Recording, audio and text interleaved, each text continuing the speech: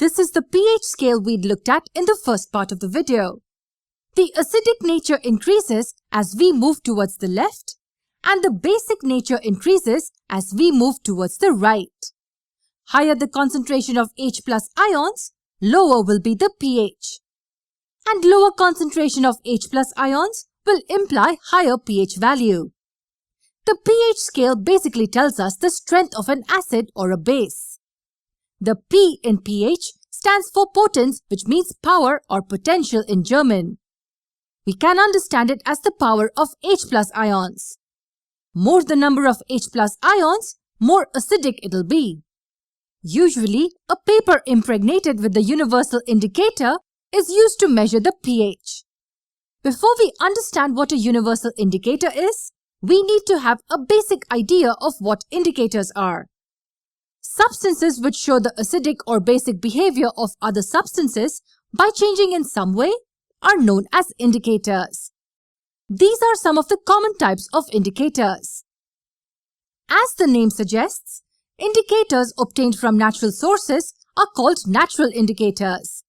Litmus and turmeric are examples of natural indicators. Litmus is obtained from lichens.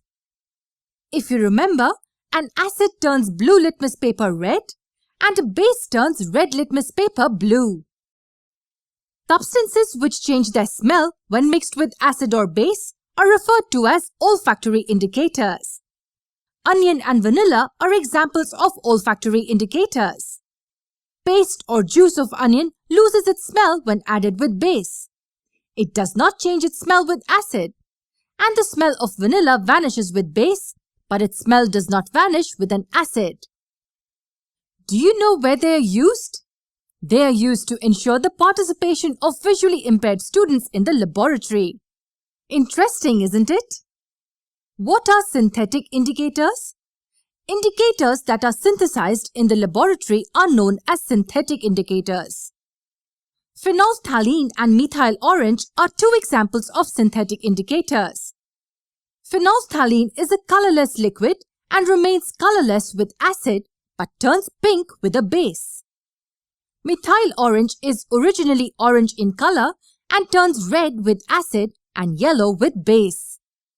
If you noticed, the following indicators only tell us the acidic or basic character of a solution, but it doesn't tell us the strength of the acid or the base. That's what brings us to the universal indicator. A universal indicator shows different colors over the range of pH values from 1 to 14 for a given solution. And it is available in the form of strips as well as solutions. This is how the color matching chart looks.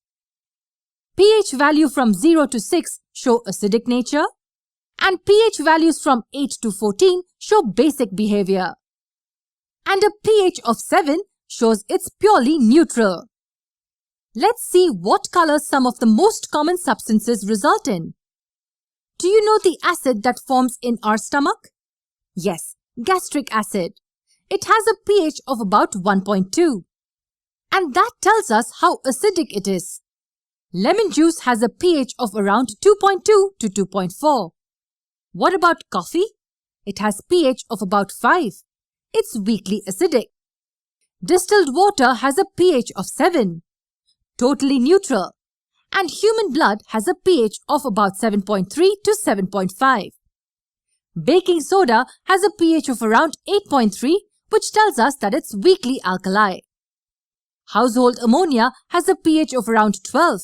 Yes, very alkali. And a sodium hydroxide solution has a pH of close to 14. Extremely basic. In the next video, we will understand the importance of pH in our everyday life.